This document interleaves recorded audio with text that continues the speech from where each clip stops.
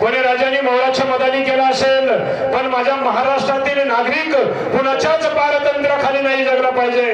प्रत्येकाला स्वराज्य मिळालं पाहिजे. तुमच्या आमच्यासाठी स्वराज्यासाठी स्वतःच्या रक्ताने अभिषेक करणारा राजा तो म्हणजे छत्रपती शिवाजी राजा.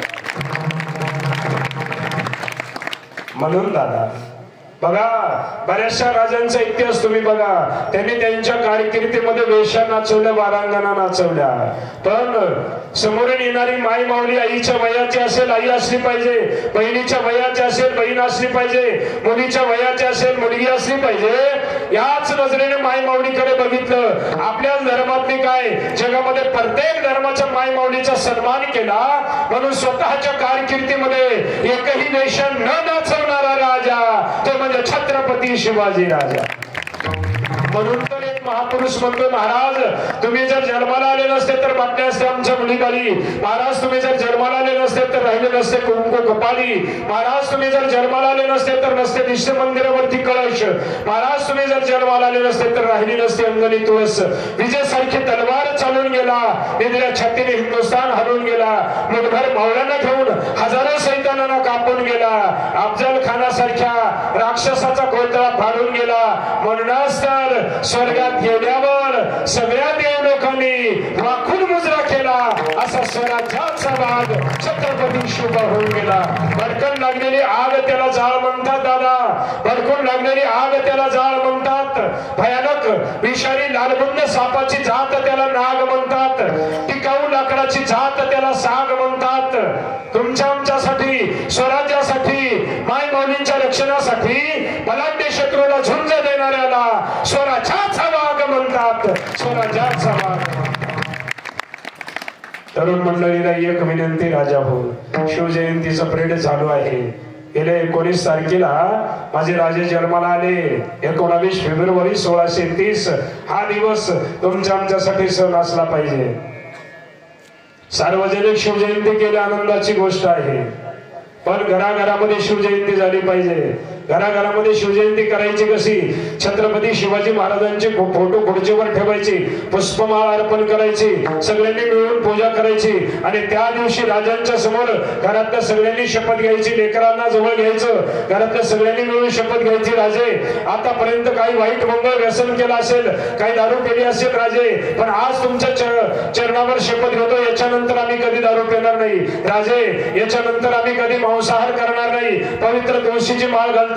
राजे याच्यानंतर पुढे गोवा काही मावा खाणार नाही, अशी शपथ शिवजयंतीला घेतलेलं दादा. खऱ्या अर्थानं माझ्या राजाला आनंद झाल्याशिवाय राहणार नाही. आपण दाढी वाढवायला लागलो शिवाजी महाराजांसारखी.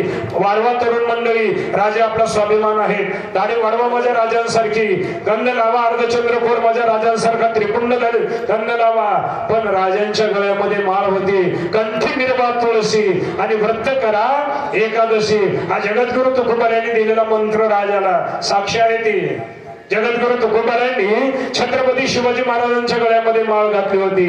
आपण जर मांसाहार करत असतील, पुरी गोवा मावा खात असतील, दारू पित असतील आणि राजांचं नाव घेत असतील तर माझ्या राजाला कधी आनंद होणार नाही दादा. माझ्या राजाला सोप सुपारीचं सुद्धा व्यसन नव्हतं आणि राजाचा मावळा जर पेऊन झुलत असेल तर माझ्या राजाला आनंद होईल का? नाही दादा. खऱ्या अर्थाची शिवजयंती आहे. आम्ही मांसाहार करणार नाही, मदिरापान करणार नाही, वाईट मंगळ व्यसन करणार नाही, अशी शिवजयंती केली रे केली की माझ्या राजाला आनंद झाल्याशिवाय राहणार नाही. याच ठिकाणी कीर्तनाला पूर्णविराम आहे. आमच्या बालाजी महाराजांच्या माध्यमातून तुम्हा सर्व मायबापांच्या दर्शनाचा योग. अभंगावर सेवा करत असताना काही चुकलं मुकलं असेल ते माझ्या घाणेरड्या बुद्धीचा दोष समजा आणि काही घेण्यासारखं असेल. मायबाप प्रत्येक कीर्तनाच्या माध्यमातून काहीतरी एक मुद्दा पकडायचा, घरी न्यायचा, परिवर्तन करायचं. सगळ्या मायबापाला एकच विनंती आहे, आपल्या घरामध्ये जेवढे जेवढे लहान लेकरं असतील ना त्यांच्या गळ्यामध्ये तुळशीच्या माळी टाका. का? आणखी त्याला कुठलं वाईट मंगळ व्यसन लागलं नाही. माळ त्याचा उद्धार केल्याशिवाय राहणार नाही दादा. एवढा मुद्दा घरी नेला तरी बस झालं, झालं आपला सप्ताह सार्थक झाला. पावले पावली पदोपदी त्या लेकराला माळ उपदेश करेल. अरे मी तुझ्या गळ्यामध्ये आहे, तुला वाईट मंगल दुकानाजवळ उभं राहायला जमणार नाही. मी तुझ्या गळ्यामध्ये आहे, तुला इथं थांबायला जमणार नाही. पदोपदी पावलो पावली ती माळ त्याला उपदेश करेल आणि एक ना एक दिवस त्याला मोठा अधिकारी मोठा महात्मा बनवल्याशिवाय राहणार नाही, त्याचा उद्धार केल्याशिवाय राहणार नाही. एवढी ताकद जर कशामध्ये असेल तर तुळशीच्या माळीमध्ये आहे दादा. म्हणून या सप्ताहामधून एवढाच मुद्दा घरी न्या की आम्ही आमच्या सगळ्या घरातल्या लेकरांना कुठलं वाईट मंगळ कोण्या गोष्टीचा गंध लागण्याच्या अगोदर त्याच्या गळ्यामध्ये माळी टाकतील. प्रभू रामचंद्र भगवंताला हनुमंतरायाला छत्रपती शिवाजी महाराजांना आनंद झाल्याशिवाय राहणार नाही. एक संतांचा पाईक म्हणून फक्त एवढी विनंती तुमच्या चरणावर. बोलण्याच्या ओघामध्ये वेळावक्र शुद्ध गेला असेल ते माझ्या बुद्धीचा दोष 5 मिनिटं तुमची घेतली म्हणून पुन्हा क्षमा मागतो आणि याच ठिकाणी कीर्तनाला पूर्णविराम आपले.